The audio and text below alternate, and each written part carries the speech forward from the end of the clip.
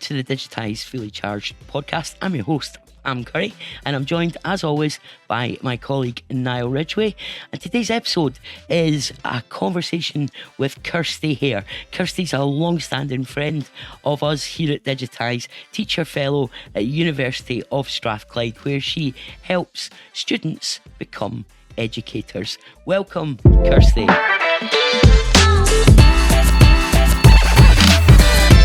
So we're absolutely delighted tonight to be joined by Kirsty Hair, teacher fellow, is that your official title, from the University of Strathclyde. Kirsty, introduce yourself. So, as Pam said, I'm Kirsty Hair. I currently work as a teaching fellow at the University of Strathclyde with a specialism in business education. I've been at the university now for nearly 3 years, so it's my third cohort of students. Prior to coming to university, I was a teacher of business education and then a principal teacher of business and computing. So before that, a real passion for all things digital. And one of the highlights of my job is being able to share that passion with new students, but also actually learn from them. I love going out to see them in schools and coming back to campus to share the practice that they're using, and a lot of the digital tools I'm using now are ones I've learned from past students, and that's something I think you can never stop learning as a teacher. No matter what your role is, there's always that room to grow, and the day I stop learning is the day I need to look for a new career. Absolutely. And absolutely, especially in a digital world. I mean, there's new tools coming out at a rate of knots. I feel like there's a new AI tool every day at the moment. Yeah, pretty much. Absolutely, and I think the students are out there at the chalk face, they're using it. So it's the best place to learn. Absolutely the best place to learn. We've come so far. The days where Kahoot was the bells and whistles and whatever else. And I've still got colleagues who love it. I'm trying to convert them into some of the new tech that's out there instead, but I do think there's so much out there. It's a great time to learn, and I think for students going into schools just now, it's an amazing opportunity for them to learn about what's out there and what they can use. Yeah, so give us a shout out, folks. Anyone you want to suggest a tool, hit us up in the comments with your favourite new AI or other tool.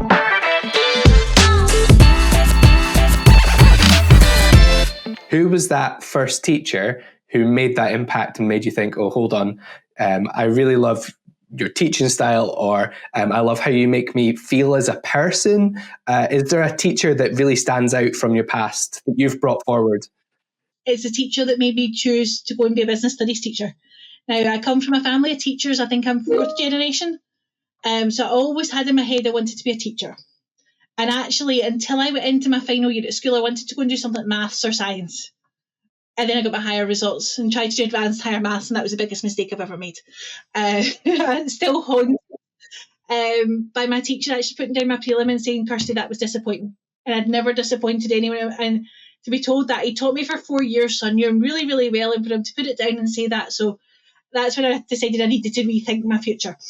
And I'd taken back up admin at school, which I'd done in standard grade. I'd picked it back up in sixth year, but I'd also done a crash higher in economics, and I had the same teacher for both. Liz Cooper or Mrs. Cooper, who, and you know what, I'm still in touch with her to this day. She's long retired now. She retired early before even coming to me, and she was phenomenal. Back in 2005, when we were doing higher economics, she'd been off. I think she had surgery. She was emailing us work. Now, this is way ahead of the curve in terms of technology. If she sent us homework and we didn't have it done, it's okay, you've got till 6 o'clock, email me. Because kids would come in and say, oh, I left on the table at home, that's fine, you've got till 6 o'clock, go home and email it.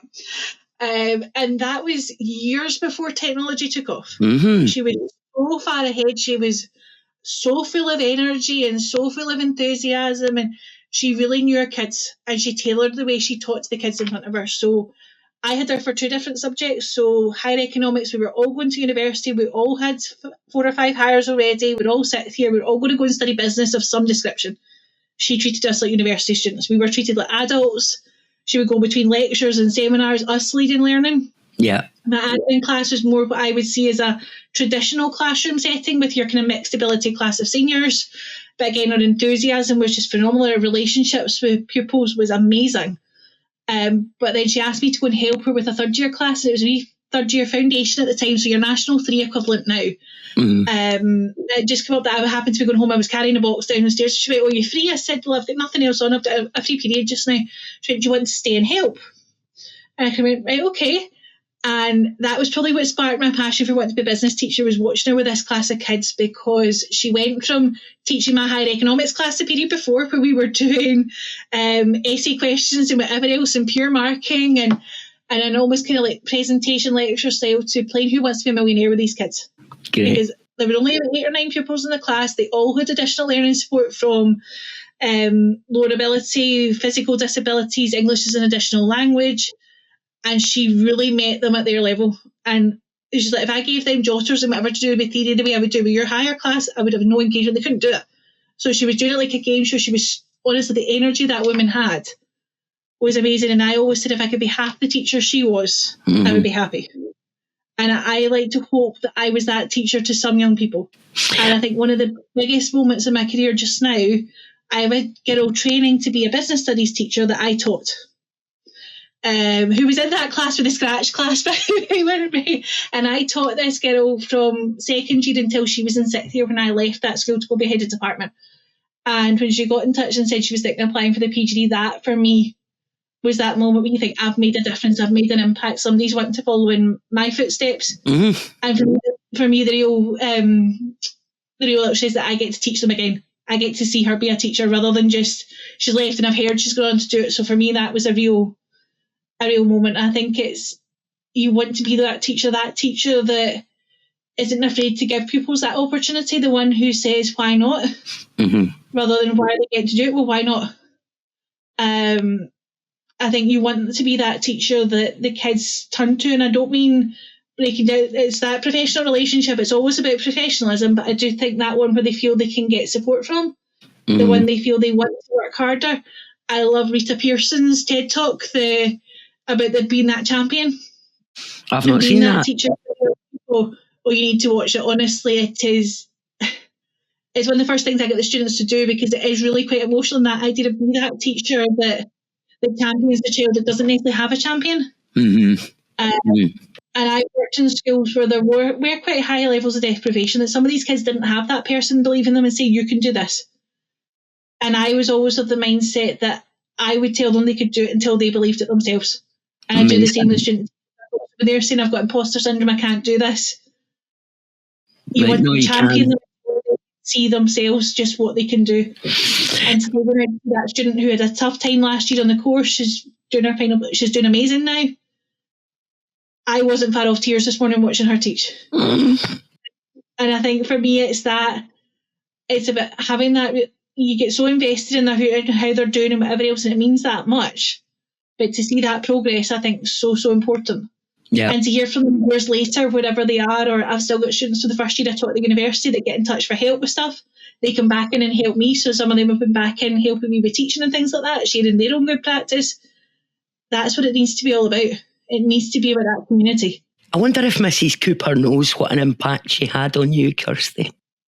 I don't know if she knows how much, but she definitely knows that she had something to do with where I am now. I love that. Does. Shout out to Mrs. Cooper. No, she was honestly absolutely phenomenal. And World Teacher Day every year I always make about it, because she has made such an impact. Not just from the love of the subject, but just that not being afraid to do things differently. Like, she was so ahead of that curve with technology. Yeah. I remember when she was off, the head of department come in and go, Mrs. Cooper's emailed you your work. Off you go. Because we were talking to a higher economics class, we were all 17 and 18 at the time. Yeah. So it wasn't, don't get me wrong, I don't necessarily advocate for teachers working at home when they're off sick or whatever else, but I think that was the kind of teacher that she was, that she would have done anything. She would have moved mountains for her classes. Niall, who's your Mrs. Cooper? Who's your Mrs. Cooper, Niall? You know what? I should have had an answer pre-thought out for this. I'm going to have to go away and think about this, purely because there's been so many people, and I don't want to make Pam tear up if I say her. So I'm going to have to go away and think of somebody else. Pam, how about yourself? I think for me it was Mrs. Burns, my English teacher. She was my Mrs. Cooper. Mrs. Burns. For a number of years, or just the 1 year? She taught me for third, fourth, and fifth year. But yeah, what a woman, what an inspiration. Just got me excited about English, I suppose, made me want to be an English teacher. Is there a difference in helping the future teachers to feel that way in the same way as you do with the students, with the young people. So I'm thinking you've helped these young people feel confident in themselves, and they've remembered you because of the way that you made them feel. Do you use the same approaches and support mechanisms for the older ones? This is what I would do in school. It's all about relationships. It's all about knowing them. It's knowing who needs that little bit of an extra boost sometimes to remind them that they can do this. Equally, I've got high standards. I will not change the standards that ultimately are working towards the GTCS standards, so that's what I hold them accountable to. But it's about making them believe they can do it. It's about showing them where their strengths are until they see it themselves. And a lot of the work I'm doing for my Masters is all around coaching and mentoring to help them develop their critical reflection. And sometimes they need a bit more mentoring to bring them up before I can then go to the coaching when I'm saying to them, okay, tell me how it's going well, tell me how you know. So in that way, it's like kind of almost like mentoring approach to make them believe that they can do this, they can make a difference, they can be those teachers that the kids are going to thrive from. And for me, it's all about modelling to them through that what they should be as a teacher. And it's things like the pencil case and getting to know that. As a laugh I do at the start of the year, I'll ask them all to do a database lesson to kind of model a digital learning lesson, which they find quite tricky in schools to teach. And one of the field headings in the database is, what's your favourite colour? Yeah. And before they go out in placement, they all got a pencil case in their favourite colour. I got them to put their own names on. I was not ironing on 41 names with final, but that idea that then they've got that, and it shows them that I'm asking that for a reason. I'm not just asking it for the sake of it. So if you're asking kids about their interests, bring that into lesson, bring it in as an opportunity. I loved that when I saw that LinkedIn post about amazing. Great. I love it. The colour pencil case. Beautiful idea.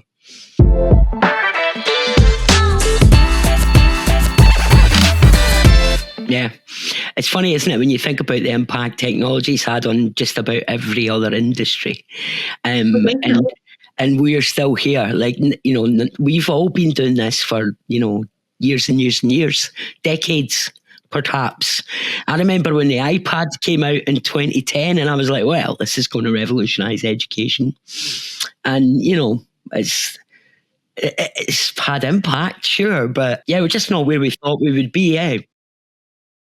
Because I think in some places they are, like, I've gone into certain schools and the tech they're using is phenomenal. And I'm blown away and I come out feeling really, really excited. I'm thinking, that's fantastic. But we need to see that everywhere. We need to see that in every school. We need to see all the kids with devices. We need to see they're all using things like Teams or Google Classroom or whatever else to share learning resources. That they're all making use of accessibility tools. Because you can break down barriers. So I supervise master's level students, and a lot of the time their topics tend to be digital, and it's their international students mostly we'll work with. And I've got a student currently who's looking at the use of ebooks in Ghana. So really, really interesting. And it's something he's really, really passionate about. So he's really kind of understood, and he's talked about the kind of equity and everything. I think that really, really links to what some of the challenges we've got over here. And I said, have you thought about it from an inclusive point of view? And he said, it's not something actually in Ghana that's prioritised. Inclusive education is not, whereas in Scotland, it's everything around inclusion. It's all about meeting the needs of the learner. And so I was saying, well, you can think about the accessibility. If they're dyslexic, they've got a visual, whatever else. And he said, that's great, but it's not something actually that we've ever really talked about. It's almost like if the learning can't happen, it just doesn't happen. And I thought that was really interesting to think about how tech could actually transform things without people realising it. I think Niall's got a lot of experience with this accessibility piece in particular, and the data that Niall pulled from a big project that he ran recently, which was with a number of schools all over Scotland, and the data Niall pulled from that it blew my mind actually, and made me think, well, eek. Niall, tell us more about that. Was that the one? So going into schools. It's a slide you were showing me today. Shown today, yeah. So going into schools, the question is something along the lines of, I feel confident as an educator to know that the digital tools available in my classroom support literacy and students who have an additional support need. So before I was going in, it was around about 15% of educators felt confident in the digital tools to support their learners. When we're leaving, it was just above 95% felt confident. So in just that, I think it's like an hour and a half total we were there for. In just an hour and a half, staff were able to use or knew of the tools that were available to their students, and then felt confident to go and run using those tools with their students. That's an hour and a half made that impact. Yes. That's huge amount of time. I think people worry that they're going to need to give up hours and hours and days and days and days of time. But I do think there needs to be more. I think that professional learning, that showcasing, showing people how it can be done. I remember you saying as well previously, just linking onto that sharing and collaborating, that you, a couple of years ago, you took a lot from Sarah Clark and the work that she was doing with schools and out with schools as well. And now you are yourself sharing and collaborating the work that you're doing, not only on your online presence, but also with the students who are then going out and working with the school. So you're having quite a big impact there. Is there any... I remember just before I got the job I've got now, my old boss said to me, go and be a deputy. He's like, you can reach far more kids if you're a deputy head than you can as a head of department. And I came back in about 2 or 3 weeks later and said, I've applied for a new job. And I went, oh, what is it? You go for it? I said, no, I've applied to go work at university to teach teachers. I said, because if I can reach more kids by being a deputy, imagine how many kids I could reach by being teaching their teachers. Good response. And it's exactly where, and the job I've got is a job I would only ever have dreamed of having. If you told me 10 years ago I would be doing the job I'm doing now, I would have laughed at you. Really? Because I would never thought, yes, genuinely. No, do you know what? Well done you. And you should feel really proud of that then. Thank you. It was a job that I always thought one day, I never for a minute thought I would have got the job when I did, because I was only in my early 30s at the time. So to be able to have that impact, now I'm teaching students that are sometimes 20 years older than me. And that to begin with was a wee bit daunting, but I think going in and for me really knowing and being able to show them that I know what I'm doing, that I do know how this works, that I do know how to teach. And it's partly why I still do bits of work for eSchool and whatever else, so that I can say, listen, I'm still doing this, I'm still teaching the kids. Keeping your hand in. I'm still teaching higher admin, I'm still doing. And albeit it's online, it's not the same as standing in front of a classroom. But I think that's really important to be able to model these things and see everything as a learning opportunity. We've got to laugh at this one though. The first day of teaching them this year. So first of all, I was asked to do a lecture for all the students, introducing them to IT systems. And my laptop decides it's going to do an update right at the start. But it took about 15 minutes. I'm literally having a proper pad. I could always say, of course it's August, so it's warm anyway. There was a big lecture hall, bright lights, 200 or 300 students looking at me, and my laptop decides to do a full-blown update. Not just one of the wee quick, I'm talking about, it took about 10-15 minutes. Thankfully, loads of the students had questions for the course leader, so she had time to answer them while I was waiting for that update. Then get up to the seminar room. I'm teaching in the afternoon, and the IT wouldn't work. Couldn't get the projector to work. Of course, it's the first week back on campus, so there's always, because I've not been used all summer, so there had been updates and whatever else. It was nobody's fault. And of course, couldn't get it to work, so I spent a wee while and I thought, I've only got them for an hour. I can't spend any more time trying to get this tech to work. So I turned it into a teaching opportunity. Listen, this can happen no matter how well prepared you are. The IT can go down. Your IT technician's not in school or whatever else. And I got them to do a kind of passport into what makes a good teacher. What does first class learning do? So it's like a kind of almost like a boarding pass. One of them actually edited hers to say flexible and adaptable based on that. I thought that's turn things into learning opportunity. Absolutely. The students going into school, I was like, these things will happen. Things won't work. You're demoing something in IT lesson, it doesn't go to plan. Turn it into a learning opportunity and show the kids how it can go wrong and how you can fix it, or what you can do in the interim, because that's where they're going to take far more from that. Do they enjoy it when the students, like, in general, because they must be nervous when they're first going out to school for the first time? They're always nervous when they first go in, and they're always nervous when I come to see them. Yeah. And the irony is I'm getting observed when I'm talking to them about lesson observations as part of one of my modules. So it's not lost to me that somebody's coming to see me teach. And I said to them, I will be as nervous as you will be, because it's normal. Mm-hmm. What I want though is those nerves to only be on things like day one and your observation. If you're enjoying it the rest of the time, then that for me is the main thing. And most of them absolutely love it. To be honest, I'm not sure how much they love coming back to me for a couple of weeks in between placements. I think they'd be happier in schools. But I do, like, I love see them grow and thrive and go from the kind of timid person that was standing at the front of the room shaking the first time I got them to teach on campus to that person that's leading learning, where the kids are eating off their every word. And some of what I've seen is amazing. And it's one of the reasons why I love my job. I've got many reasons, but going out and seeing them in school is without a doubt one of the highlights for me. Now, you'd mentioned that you model a lot for the future teachers, that like how to go out and communicate and how to work with others, build relationships. Do you model the work-life balance? And if so, how do you manage it, and how do you support the student teachers to manage that as well? It's something I struggle with now, even still. How do you support them with that? Kirsty's been on the go since 6 o'clock this morning. And what time is it now? About 8:30 at night. Aye. That's not a normal day for me, though, before you think I think for me it's about setting boundaries. Mm-hmm. And I think digital technology made that really hard. I think the lines between work and home got really blurred, particularly when we were having to work from home. So a lot of things that I don't send emails out with the kind of 9 to 5. Mm-hmm. During placement, I've extended that slightly to 8 to 6 so they can reach me slightly outside the school day. And that's actually our boss at the university that set that. It's like, unless it's urgent, schedule it for the work day and see the difference that's having. I've got quiet hours on my phone, so I don't get notifications on Teams at night and at the weekend. It doesn't mean I won't occasionally check it because I'm me, but it stops it intruding in my life. Mm-hmm. So setting boundaries, I think, is really important.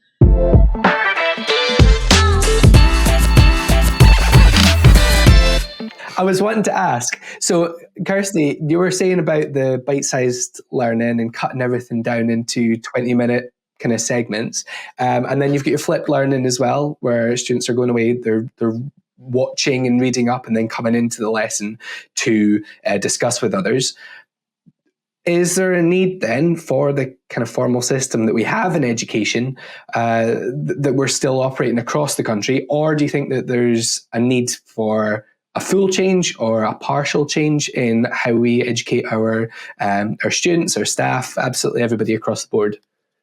I think context is everything. I think there's no one size fits all. I think what I do works well for the students I work with. I think they probably sometimes you'll change things thinking that'll work with another group and actually they want what you've been doing before.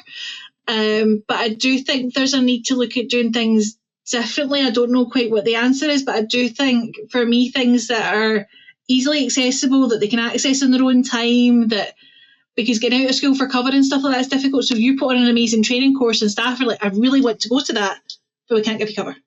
And that's nobody's fault. It's the nature of the space that everyone has to go out to these amazing courses. There'd be no staff in school. So I do think this idea of things that you can almost like plug and play in a non-contact period. Mm-hmm. And when you've got a little bit, you've got the headspace and the capacity to do it as well, because sometimes it's about that capacity. I would love to come along to a digital session, but if you're saying to me, come along at 6 o'clock at night when I've been teaching all day, I'm going, as much as I love it, I'm not taking it all in. I'm not getting the best from the people that are leading it. So I do think that when people are in the headspace, is so important. Do you know what I think is a fascinating thought, right?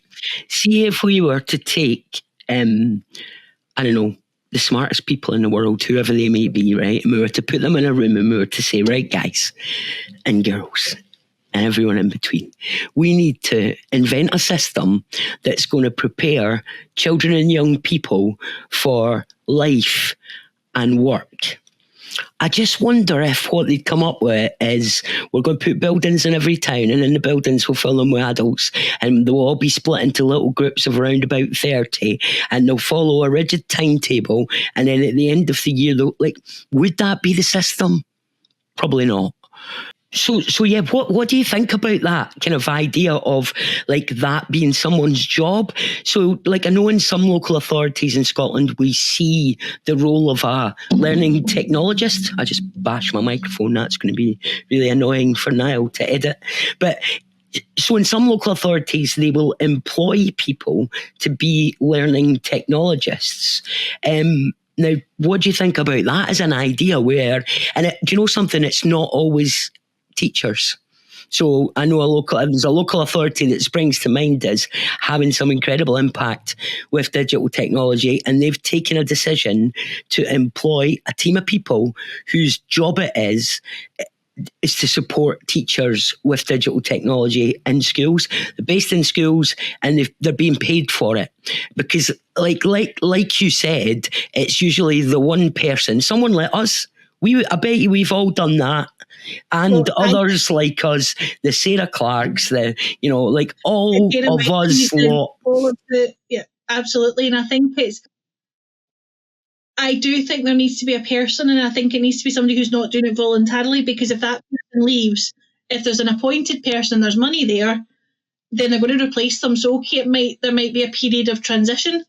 It might not be a smooth transition, but at least there should be a transition and somebody else should be coming in to replace them. Mm-hmm. But because it was an extra that I was doing, when I left the school, there was nobody specifically geared up to take it on from me. Now, I don't know exactly where the school is in their journey now, but I know there wasn't a person I was just handing digital over to. Yep. And that was something that I think was missed. I was able to hand the subject and my teaching responsibility over to somebody. Yeah. But there wasn't a person there ready to do digital. A few people kind of went, I quite fancy it, I'm not too sure. But I think having an allocation of this is something that we need to be doing. And if you look at the GTCS standards, it says teachers need to be using digital technology. Yeah. I find when it is a teacher, the teacher's got a teaching responsibility too. So therefore, their priority cannot be digital 24/7. Exactly. Whereas if you've got somebody that is their sole role, then they can devote that to it, and how they're going and supporting them, whatever else. I do think there's some learning to be done. I think the practice that's happening needs to be shared more widely. I think people can learn from each other, and I think the busy nature of schools and education means we don't always do it. I don't think it's that people are holding it close to their chest saying, I'm not sharing with you because I want to win. I think a lot of it comes more down to they just don't have time to share because it's that fast paced, it's really busy. I would love there to be more of a platform for sharing. How do you find that handover when it's somebody's knowledge as well? So you said when somebody leaves, like when you left the school, you're able to hand over the class information, you're able to hand over the school information, all the kind of the paperwork side of things as well that you need to. But when it comes to your own knowledge base and the time that you've put in to learn all the digital tools, how they interact with the school's ecosystem, the local authorities' ecosystem, how do you find that transition? Because that must be quite hard as well. That I think is one of the biggies. Now, there's certain things that were really embedded into the school. There were certain things that we insisted were almost like your hufties. Mm-hmm. Everyone needs to be able to do this, and that was staff and pupils. So I don't think that's completely disappeared. But I think there's certain things, and I think one of the biggest learning things for me, and if I was to go back and do it all over again, I would have a team. It wouldn't just be me, and I would make sure there was a team, and not because I'm planning on disappearing and leaving, but just anything could happen. Anything, I could be doing a different job, I could be having to cover for somebody else. I think that idea in teaching, I say to the students all the time, you cannot be an island as a teacher. You need to rely on each other. Everyone can learn from each other. And I do think since coming to university, I think maybe because I've got some more time at points of the year, not all the time, but there are points in my working year that's a wee bit quieter, like so we work through the summer, that I've got time to stop and think. And that's where I think if I was to go back and do it all over again, I would want a team. And although there were some staff that were essentially kind of digital leaders, there was nobody that felt they could really take that on. They need to be more at the top. I need to be more a facilitator rather than the person running things, if that makes sense. And I think there needs to be more opportunities like that. I think a lot of digital falls to business and computing teachers, not always. I know the work Sarah Clark does is phenomenal, but in most schools it's like, to me, it's Sarah Wiley, it's us that are teaching the subjects anyway. But I do feel there needs to be more opportunities for people like Sarah Clark to come through, because it's easier for somebody to relate to, I think, when it's not their subject. If somebody's singing all things digital and how they can use it when it's not their area of expertise in terms of teaching, it might be something they love, but if it's not their subject, people might see it a wee bit more easily than they see with me. Because, well, it's what you teach. That's interesting. Yeah, like it's like, well, actually, if we've got this science teacher who's, enthusing about, then there must be something in that. Yeah, I suppose so. I was English, and so no ties to digital at all, but just something that really enthused me from the start. So, but interesting. You're probably right about that in secondary schools, that it tends to be business studies and computing people.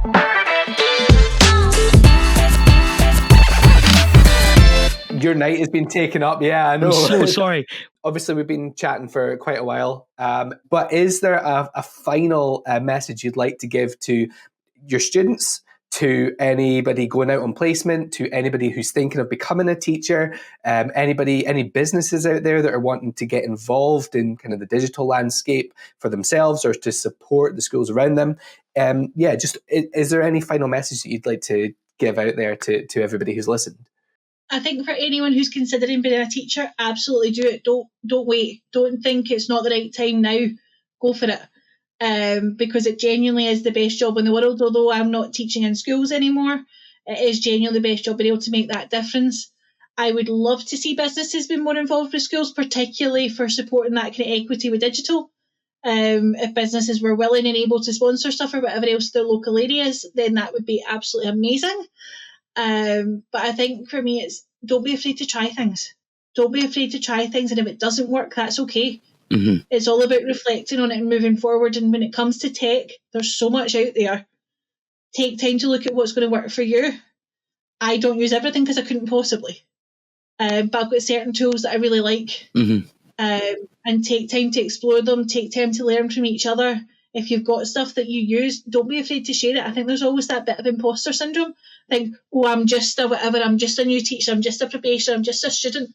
People can learn from you. So if you've got something good that you think other people would benefit from, shout about it. And it's not about being arrogant, it's about sharing. And we need to do more of it. So on that note, Kirsty, tech, what's the coolest thing you've seen recently? Recently, that's a tough one. I'm probably going to go down the route of something like Socrative, where I can get the kind of digital exit pass that you can capture that in real time, get a response. It's easily adaptable. That was when I learned from a student. Right. I've always been a huge advocate of all things Microsoft and all integrated. Yes. So your Teams with your class notebook, with your Microsoft Forms, and I do a lot of work with the students with Class Notebook. So they're using the collaboration space all the time this year to share lesson ideas to the point that they actually said, can we have a space for when we're on placement so we can share our resources on placement with each other? And that for me was a real start, but they've really taken what they're doing in class, me explaining the benefit of them all planning different lessons. So they've all got a bank of 30 or 40 lessons that they want to continue that into placement. So I think for me that's been a real winner. Thank you so much, Kirsty, for joining us. It's been a pleasure. It's been an absolute joy. I feel like yourself and Niall and I could have just sat here and chatted for like 4 hours. We've probably done it for almost 2 hours, and I'm very mindful of the fact that you've probably not even had your tea yet. So thank you so much. After a busy day like you've had, we just cannot, we just can't explain how appreciative we are. So very much. It's a pleasure. Thank you so much for thinking of me. And if there's ever anything else you need, give me a shout, and hopefully we'll get you into the university to work with this cohort of students at some point. Yeah, we have to come meet students.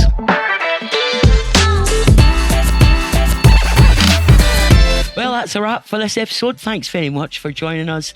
You can follow us at Digitize Crew is our handle on most social networks. We're everywhere. We're on TikTok, Facebook, Instagram. I think we're even on Snapchat at Digitize Crew. You can also check out our website. We are digitize.com. And if you subscribe to podcasts, you can follow us on Spotify, on Apple Music. We're on YouTube as well for the podcast. Subscribe, let us know that you're a listener, and you'll be able to find our episodes wherever you find your podcasts.